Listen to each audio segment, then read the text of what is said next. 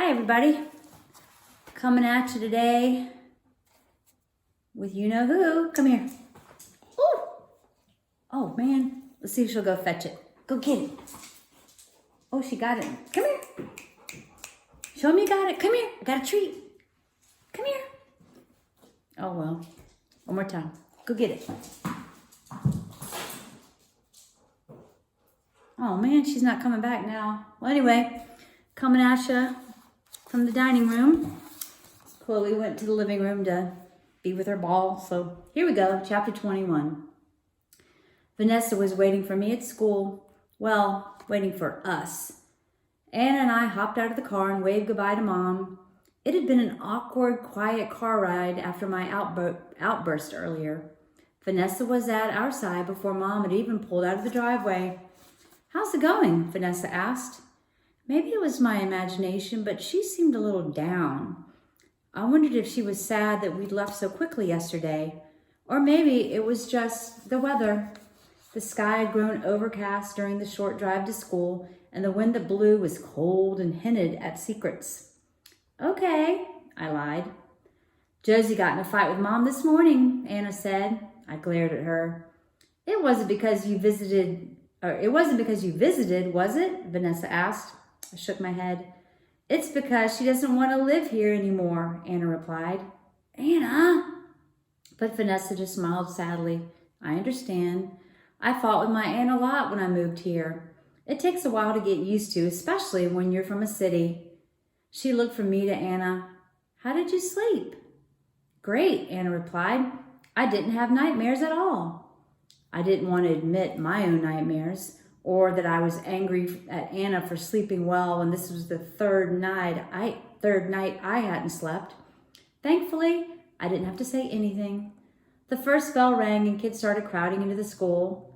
"How are you doing?" I asked Vanessa as we filed in. She shrugged. "My aunt wasn't in a good mood last night," she said. "Because of us?" "No," she replied. But it came a second too late. I knew she was lying. She was sad she didn't get to meet you, though. "Well, my mom said you should come over to our house sometime. Maybe this weekend?" Vanessa smiled, but it seemed a little sad. "That's really sweet of you. I'd love to." It didn't sound like she meant it. I tried to tell myself that having her over would be okay, but all I could think of was Grandma Jeannie's stories and rules. If only I could take Vanessa back to my real home in Chicago, back with my friends and my favorite places, where I could escape whenever my family got too strange. Now it felt like there was nowhere to run. "What's wrong?" Vanessa asked. I just miss home." "Me too," Vanessa replied sadly. She patted my shoulder consolingly. For some reason, she sounded sadder than I've ever felt in my whole life. Chapter 22. I knew something was wrong after lunch. Wait, I better get my bunny friend. Hi. Put it back over here so she stays safe. I knew something was wrong after lunch. I was in class and the teacher took attendance. I wasn't paying attention, but I started to when he repeated the name a few times and another student called out, "She's not here." "Did she tell anyone she wasn't going to be in school today?" the teacher asked.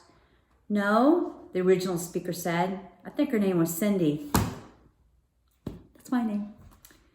"But she didn't show up to social studies this morning either. Maybe she's sick." That wasn't what was strange, though. People were sick all the time. The teacher made a quick call to the office and then continued class. It wasn't until the principal walked in about halfway through class that we learned something was really wrong. "Students," the principal said, "I'd like to ask you a few questions." Everyone went quiet immediately.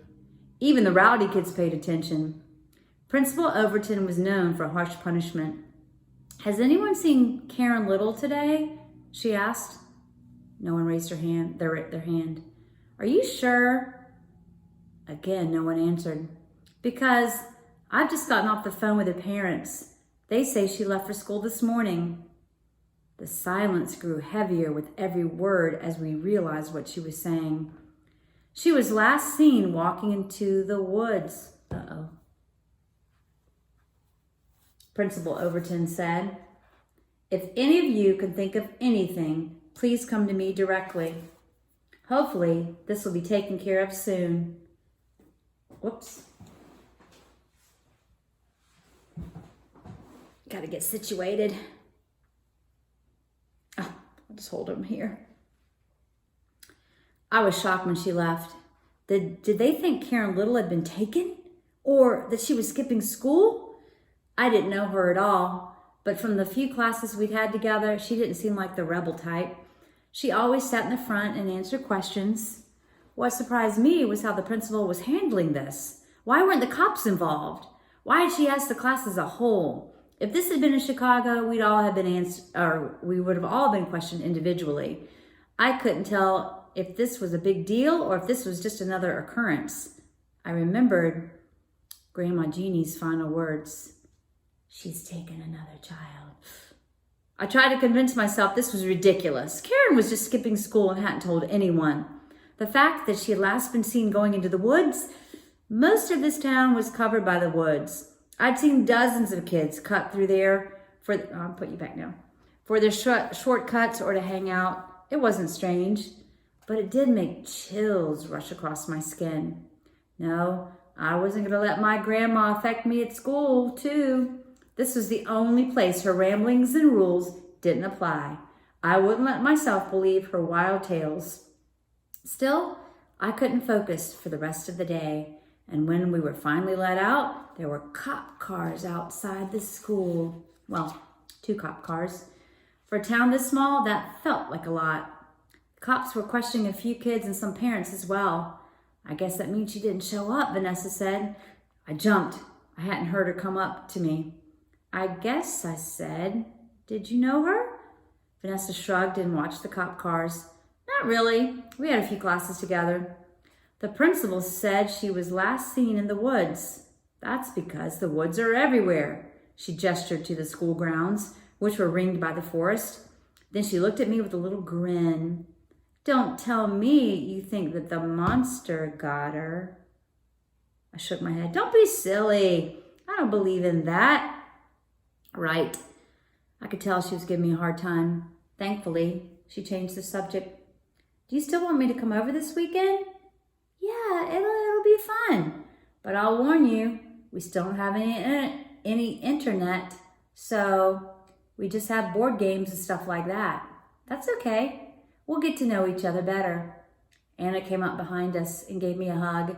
Then she hugged Vanessa. Vanessa said she'll come over this weekend, I said. Yay, Anna said. Then she paused.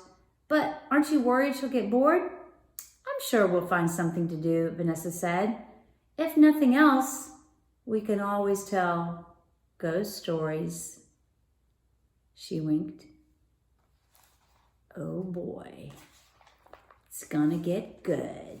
Vanessa's coming over to their house. So that's the end of chapter 22. Until next time.